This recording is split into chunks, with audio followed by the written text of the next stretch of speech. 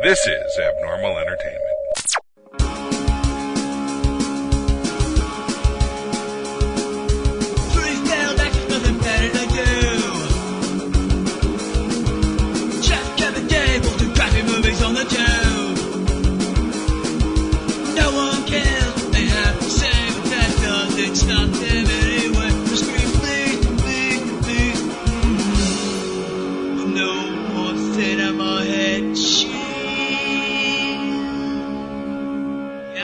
Welcome everybody to the Cinema Head Cheese Podshort for Star Wars Episode 8, The Last Jedi. This will be a spoiler-filled review. And honestly, if you haven't seen it yet, you probably are one of the few people that doesn't care about Star Wars, and that's fine. But if you have seen it, then let's begin. Let's get into it. And I'm going to try and keep this fairly short as compared to some of my other rambling reviews because people have opinions out there, people that have seen it, and I don't like them all. I don't understand them all. But let's get into it. Let's get into the meat of the story. So we kind of left Rey on this mountain looking for Luke, right? And she found him at the end. He flips the hood off. And you're like, oh, there's Luke. I see him. And, it's kind of like, all right, that's him. Where are we going with this? Let's see. So, and that's all cool and good. You see that he has basically turned into a grumpy old man. He does not want to help Rey. Chewie's there. He flew with her in the Millennium Falcon. Luke's even looking at him like, what the fuck? He's like, where's Han? Which I thought was weird because you think he, may have felt it the way Leia did when Han was killed in Force Awakens. Excuse me. Couldn't think of the title there. You'd think he would have felt it. But he's kind of shut himself off, not only to the world, but to the Force in general. And she convinces him with enough time that he should train her, at least teach her. And now, part of why he shut himself off is because his last student was Ben Solo, who became Kylo Ren, and we all know how that went. He decided to follow Grandpa instead of Uncle Luke. So, that's how that shit goes, right? There is balance to the Force. You have Kylo Ren on one side. You have now Rey on the other side.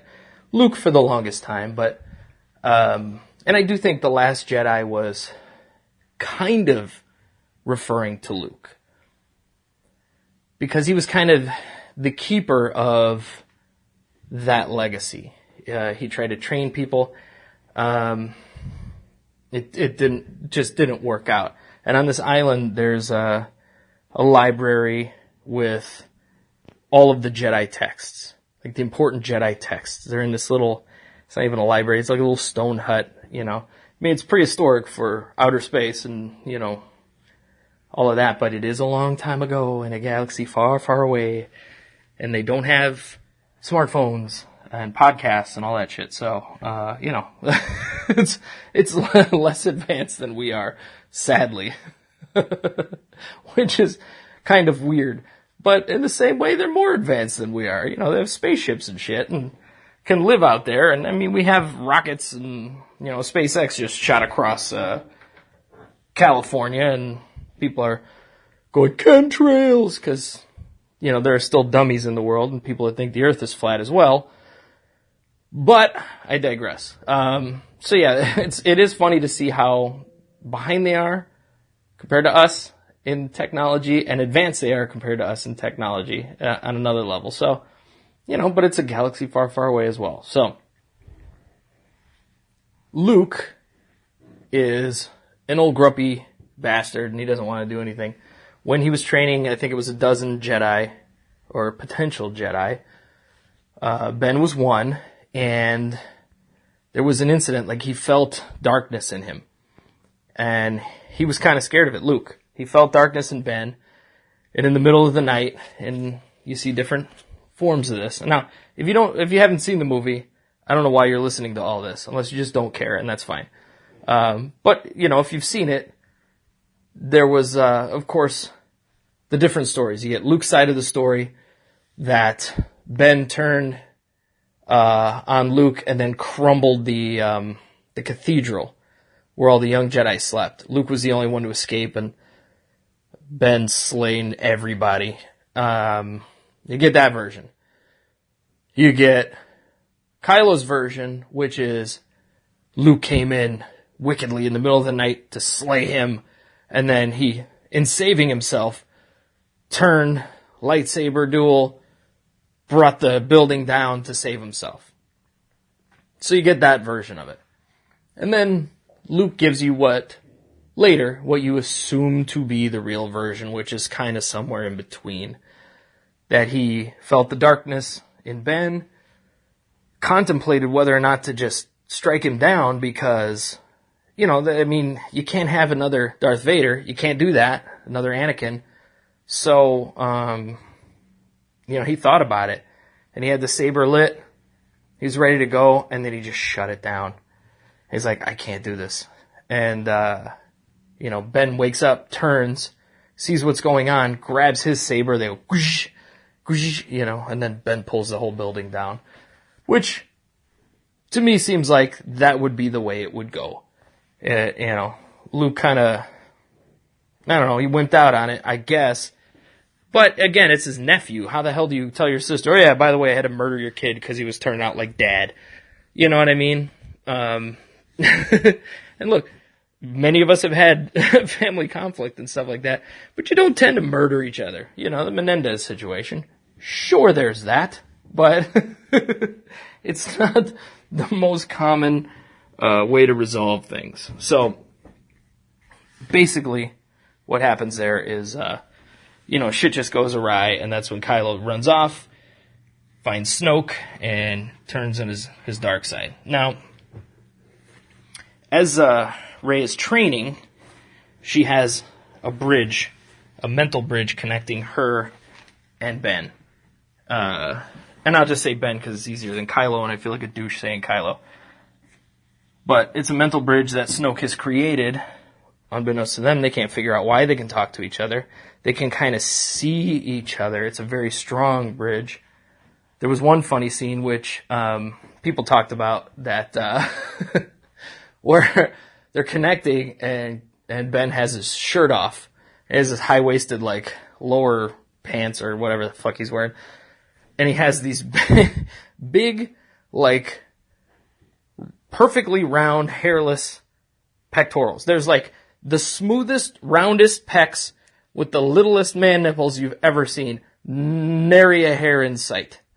And some people laugh, some people are like, whoa. I heard one podcast that's fairly new that I've been listening to about female characters where they just, one of the hosts especially, just drooled over him the entire show. Now, I'm bothered by that because if you're going to drool over Rey, you're going to get a negative reaction. So, let's be fair, people. These are a bunch of hot people. It's Hollywood. You can look at them, you can stare, and you can ogle and crush and whatever you need to do. So, I don't think Adam Driver is going to be mad. I don't know if Daisy Ridley is going to be mad. People have crushes and stuff. Just don't be douchey about it. You know what I mean? It's life. We're all people. And we're allowed to feel that way about other human beings. Have sexual feelings. But honestly, though, as far as that goes, there was really very little romance in the movie. So,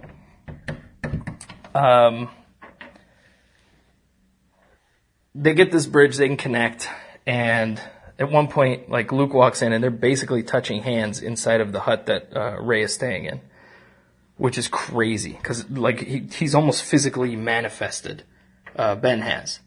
And Luke's like, whoa, shut this down. He doesn't even understand it. So that's all going on.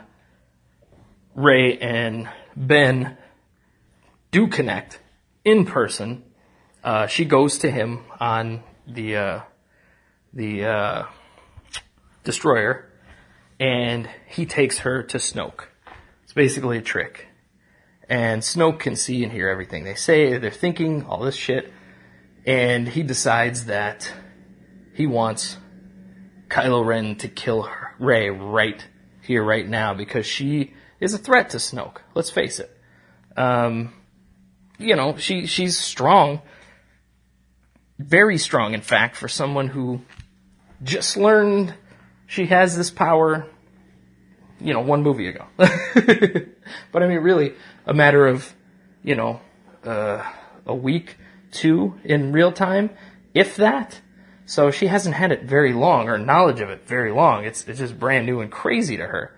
But Snoke sees it, Luke sees it, how strong she is, how powerful, and it scares Luke because Ben was that powerful. So Snoke's threatened, he wants Ben to kill her. And he kind of tricks Snoke and kills him instead.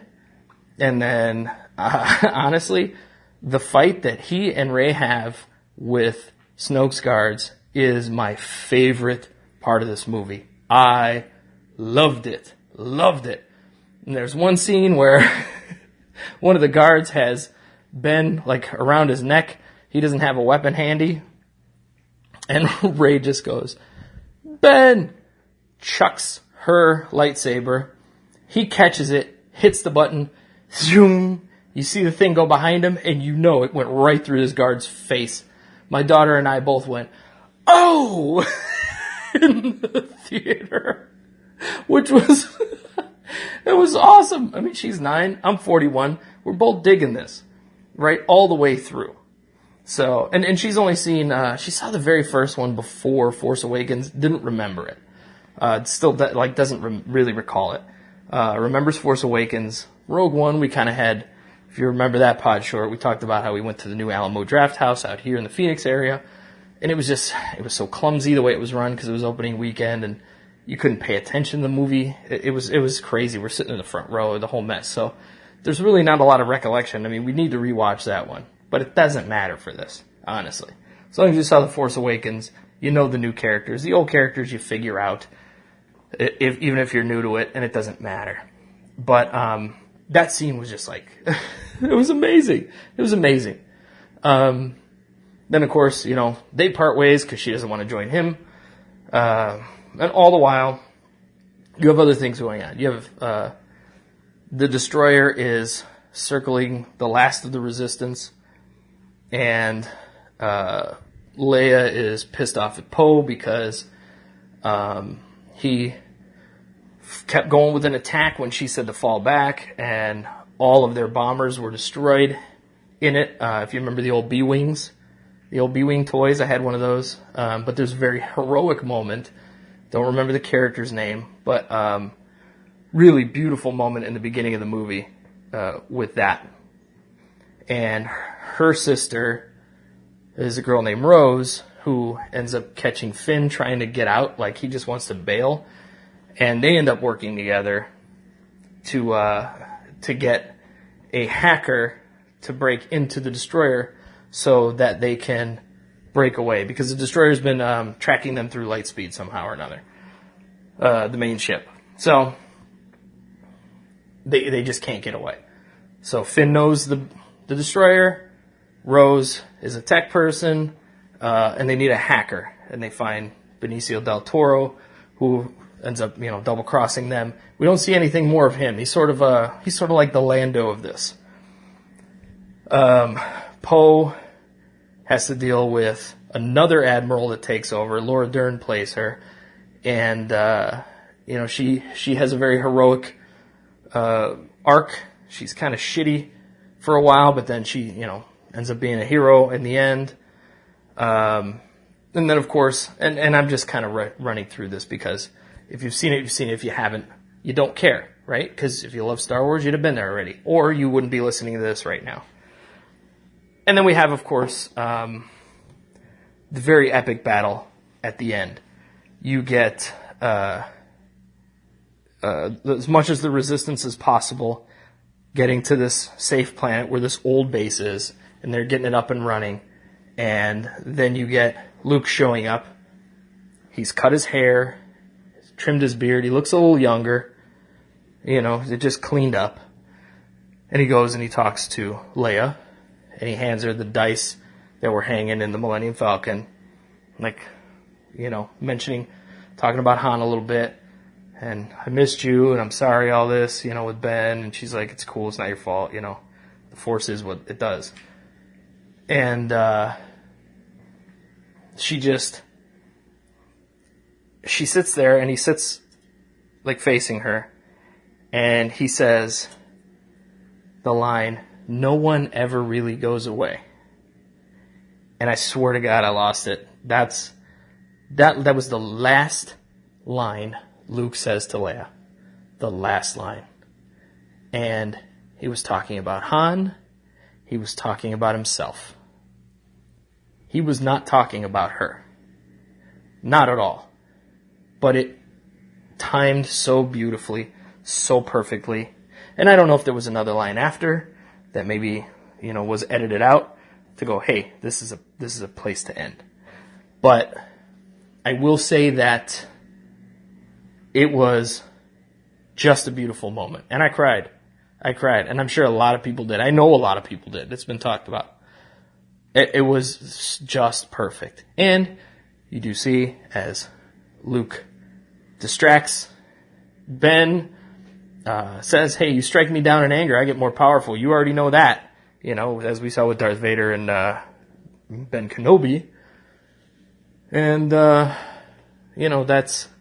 that's kind of how things go, except when Kylo swipes through Luke, as he, as Vader did through Kenobi. We see that Luke is just projecting himself. And Ben figures that out, and he's like, shit. And then you see Luke back at the, he was just setting a distraction for everybody to escape. And you see Luke back at the island, and he's meditating, projecting. He collapses. He's worn, and he gets what he's wanted the whole movie, was to die and go on to the next realm. And he vanishes, and his cloak drops, much like Kenobi did. So, pretty awesome, pretty great. I don't understand the anger behind this movie. I've heard really stupid things said about it. Laura Dern's character, the Admiral, somebody was complaining that in the books, Rose and her sister were in the books, the Admiral was from the books, which is cool. Bring those in. They're all considered canon, so fuck it, bring them in. But they were complaining that the Admiral is a gay character. She has a wife. And why couldn't they bring that into the story? It doesn't fit. It has no place. Zero place in this. She's an important character, but a lesser character. She has absolutely, no romantic anything going on in here. And that has zero place in this movie. It's a stupid thing to bitch about. We need more gay characters. Yes, I agree. That's great.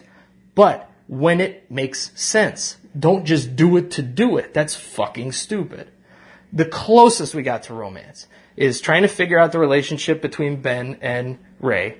And at one point, Rose kisses Finn.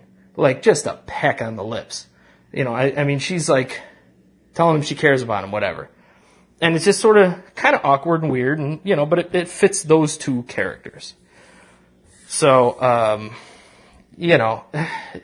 that's a stupid thing to bitch about. People bitching about the Porgs. Fuck you. You love the Ewoks. You love the Porgs. You're the same morons that go, well, Empire was my favorite because it was dark. Bullshit. If you're my age, you loved Return of the Jedi when you were a kid. You didn't even appreciate Empire until you were 25. And then some nerd blogged about, Ewoks are stupid. Fuck you. That's such bullshit. Okay? Absolute bullshit. It is. Don't do that. It's idiotic. Now, Porgs aside, even Chewbacca loved him. People complain R2-D2 was disrespected because he wasn't in the movie that much. Fuck you. It's not his movie. Those droids are done. We're on to new characters. Okay? Those characters are fading away. He didn't have a place here. Disrespected. He's a fucking character. He's a robot. Disrespected. Shut the fuck up. Honestly. There was one weird thing I thought was odd, where like the ship blows up and you see Leia like go forward and then just get sucked out into space. And I swear to God, for a second, I started to see the crystallization like in Guardians of the Galaxy when Yondu dies or when Gamora almost dies. And it's just like, don't do that. Don't take from one franchise for another. But that didn't totally happen. And she leaned forward and just like reached and got back into the ship like she used the Force, which is strange to me. But you got to remember there's, 30 some years between the last time you see Leia and, the next time you see her in this series, in this trilogy. So, she could have learned. She could have learned some things from Luke. I mean, he would have taught her, plain and simple, whatever she could use. So, I wasn't so mad about that. And her character needs to continue. And, again, however they do it, they do it. They put her young in Rogue One. They brought the other dude back in Rogue One. It's just, whatever. They'll figure it out. Or, she has a Force, so she could just come back as a ghost anyway, because fuck it, right? Hey, Yoda did in this movie, and I love that, and it's still Frank Oz, and that's awesome. Needs to be. Great, poignant scene. Here's the complaint that I really was bothered by. Mark Hamill bitching that this isn't Luke. A Jedi wouldn't run away. A Jedi never gives up. Wrong. And I tweeted at him. He gave this, that's more like, I just played it like he was Jake Skywalker. Fuck off. First of all, Hamill, I love you. Love you in Troll Hunters as the Joker, whatever it is. But god damn it, don't do that to your fucking director. Don't do that shit to this franchise that built you. Honestly, you'd be nothing without Star Wars. You'd know that. And it's shitty of you to dump on the movie when it's been out for 2 weeks and you're going to hurt box office because all these fucking crybaby haters are going to say, Mark Hamill says, Mark Hamill. Fuck off. That's bullshit, Hamill. I don't appreciate you doing that at all. And none of the cast and crew should appreciate that. They should all be trashing you right now. That's shitty of you to do that. And guess what, fucker? Obi-Wan Kenobi ran away and hid off in solitude. Dalen Veeker pointed out to me, so did Yoda. So don't give me this bullshit that a Jedi wouldn't. That's not Luke. Luke was a whiner in the original trilogy. He was petulant. He didn't want to listen. He was foolhardy. He jumped into shit he wasn't ready for. Luke was a fucking mess. He did the same thing with Ben. Jumped into shit he wasn't ready for. So don't ever shit on this thing that gave you so much. That's terrible. Especially when it's just out. You can bitch about it in a year and go, well, I didn't really agree with the director. Fuck you, honestly, for doing that. That was shitty. And I tweeted so at him. Not exactly. But he'll get back to me one day. I'm sure of it. But anyway, if you don't love this movie, you're going into it with the wrong ideas. People going, it didn't live up to my expectations. What are you expecting? Honestly, what exactly are you expecting? You got all these amazing things. It was less derivative than Force Awakens. It was unique and different in the series. And it had elements of the old stuff. You had the turncoat, like Lando was. You had Yoda. You had the teacher who didn't want to teach, which was like Yoda. Luke did that with Rey. You had, all the friends going off and doing things while Rey was training, and then they needed her, so she went back. You had all these elements, that I don't understand what you're bitching about. It was the most fun. It's the best one. It's the best motherfucker. And if you don't like it, you're wrong. You're dead motherfucking wrong. Or, I don't care. But don't piss and moan. It's not what I expected. What would you write? You write a fucking Star Wars movie then. Shut up. Honestly. If you can't deal with it, fuck right off. It's fun. Go in like you were when you were 10, when you saw Return of the Jedi and you loved the Ewoks, you dumb shits. Go do that. Empire's my favorite. No, it's not. No, it's fucking not. I don't like the Ewoks. You were jacking off to Widget and the rest of them and singing the cool ga songs. You did all of that shit. So shut up. Honestly, shut the fuck up. Okay? You're full of shit. You're full of shit. The Last Jedi is an amazing movie. Right up there. Return of the Jedi #1. Last Jedi #2. The movies that have Jedi in the name are the best too. So fuck yourself and your dumb list where you're like, that's number 8. Rogue One was better. No, it wasn't. No, it fucking wasn't. And yeah, put the prequels on the bottom so you look like you know what you're doing. But you probably also like Jar Jar, so shut the fuck up. There. Anyway, go see it. And don't go, we'll see it at box office Christmas weekend. Yeah, because everybody's seen it by now who wants to see it. And they're not taking away from family time to go see a movie they've already seen. Jesus Christ. All right, well, I need to go so I can go see The Disaster Artist. That's my Christmas movie. Head to cinemaheadcheese.com for all of our podcasts and blogs. Don't forget bunny17media.com. Right now until New Year's Day, the end of the day, use half 17 as your code. You get half off everything. And if it's past that date when you listen to this, or you can't do it until after, still use CHC, you get 15% off. So 50% off now, go do it, or 15% off after New Year's, like usual. And we appreciate you doing that. So anyway, I got to get out of here. Happy Life Day, everyone. And we'll see you next time.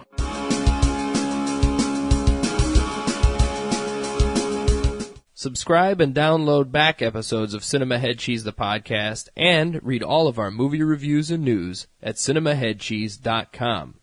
Email us at cinemaheadcheese@yahoo.com. Search Cinema Head Cheese on Facebook and tweet us at CINHeadCheese. And for more podcasts, books, comics, blogs, and videos, head to abnormalentertainment.com. You've been listening to the Abnormal Entertainment Network.